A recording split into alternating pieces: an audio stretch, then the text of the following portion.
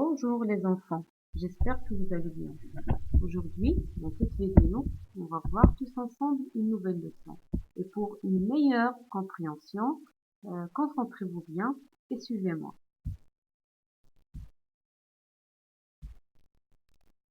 Alors on commence par cette situation. Alors je vais lire: pour aller à l'école chaque jour, Karim passe par son camarade Yassir. Quelle est la distance parcourue par Karim pour arriver à l'école? Avant de répondre à la question, bien sûr, on va essayer de lire ce qui est représenté comme dessin ici. Alors ici, on a la maison de Karim, la maison de Yassir et bien sûr l'école. Ici, on a la distance entre la maison de Karim et son camarade Yassir, c'est 2600 mètres.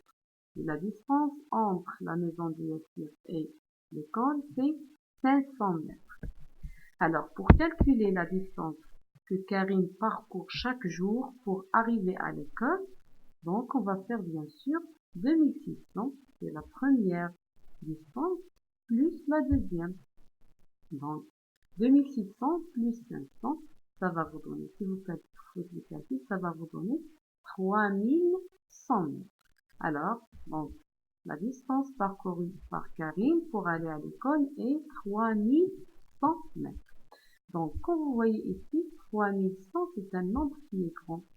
Donc, au lieu d'exprimer cette mesure de longueur avec le mètre, donc, je peux l'exprimer avec une autre unité qui est plus grande que le mètre, puisqu'il s'agit d'un nombre qui est grand.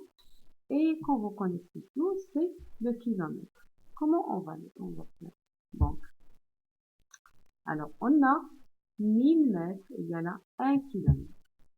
Donc, pour écrire 3000 mètres avec le kilomètre, on va faire comme ça. Donc, 3100 mètres égale à 3000 kilomètres. Alors, parce que ici, on a 3000, puisque 1000 mètres égale à 1 kilomètre, donc 3000 égale à 3 kilomètres. Et 100 mètres, ça va rester 100 mètres. Donc, alors, c'est quoi le kilomètre? Le kilomètre, c'est une unité pour mesurer les grandes distances. Par exemple, les distances entre les villes, les distances entre les pays, et ainsi de suite. Donc, on a déjà vu le mètre comme étant l'unité de référence pour mesurer les longueurs. Et bien sûr, on a vu aussi ses sous-multiples, qui sont le décimètre, le centimètre et le millimètre. 1 mètre égale à 10 centimètres égale à 100, pardon, 1 mètre égale à 10 décimètres égale à 100 centimètres égale à 1000 millimètres. Maintenant, on va faire la reconnaissance des multiples de mètres. Donc, parmi ces multiples, il y a le kilomètre et aussi le hectomètre et le décamètre. Donc, notre leçon d'aujourd'hui, ça concerne mesure de longueur, le mètre et ses multiples. Alors, pour déterminer la relation qui existe entre le mètre et ses multiples, alors je vous présente le tableau des mesures de longueur qu'on suit. Donc, regardez comme vous voyez ici. Donc, j'ai écrit les 3 mesures dans le tableau. Donc, 1000 mètres, 100 mètres et 10 mètres. Alors, comme vous voyez ici, 1000 mètres, ça va nous donner 1 kilomètre. 100 mètres, ça va nous donner 1 hectomètre.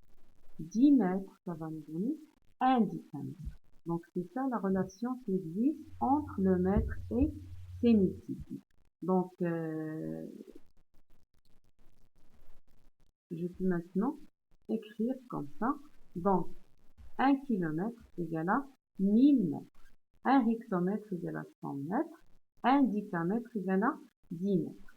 Alors, pour faire des conversions de kilomètres en mètres, je vais multiplier fois 1000. Pour convertir de hectomètre en mètres, je vais multiplier fois 100. Pour convertir de décamètre en mètres, je vais multiplier fois 10. Donc c'est ça la relation qui existe entre le mètre et ses multiples. Donc pour bien comprendre, je vous propose ces deux exercices d'application. J'écris dans l'unité demandée. Alors, 5 km égale à combien en mètres? 9 km égale à combien en mètres? 3 km 15 mètres égale à combien en mètres? 4 hectomètres égale à combien en mètres? 3 décamètres égale à combien en mètres? Et 7 hectomètres, 8 mètres égale à combien en mètres? Alors, comme on vient de dire, on a dit que 1 km égale à 1000 mètres. Donc 5 km égale à 5000. Alors 9 km, ça va donner 9000 mètres. 3 km, 15 mètres. Donc 3 km, c'est 3000. Plus 15, c'est 3015 mètres. 4 hectomètres. Donc on a dit que 1 hectomètre égale à 100 mètres. Donc 4 hectomètres, ça va donner 400 mètres. 3 décamètres. 1 décamètre égale à 10 mètres. Donc 3, ça va donner 30 mètres. Alors 7 hectomètres, 8 mètres, c'est 708 mètres. Alors je passe au deuxième exercice. Je range ces longueurs par ordre croissant. Alors pour répondre à ce genre d'exercice, qu'est-ce qu'on va faire? Tout d'abord, avant de répondre, je ne peux pas ranger ces longueurs sans les convertir à la même unité. Donc comme ça, je peux pas les ranger, que ce soit par ordre croissant ou bien décroissant. Qu'est-ce que je dois faire? Tout d'abord, je dois convertir toutes ces longueurs-là à la même unité. Et il vaut mieux de toujours convertir à l'unité qui est petite. Alors ici, on a le mètre, kilomètre, c'est le mètre qui est petit. Donc on va les convertir tous en mètres. Après, on compare. Alors, 1 km égale à 1000 mètres. 17 mètres égale à bien sûr 17 mètres. 1 décamètre, 5 mètres, c'est 15 mètres. Ça fait 10, plus 5 c'est 15. Ici, 100 mètres plus 7 c'est 107. Donc maintenant, je peux comparer ces longueurs-là. Alors je commence par le petit puisqu'on va ranger par ordre croissant. Donc ici, on a 15 qui est petit ici. Mais je ne dois pas écrire 15, je dois écrire ce qui est donné dans l'exercice. Donc j'écris 1 décamètre, 5 mètres. Après, il vient 17 mètres. Alors après, c'est 107 mètres qui est 1 hectomètre, 7 mètres. Et vers la fin, c'est 1 km.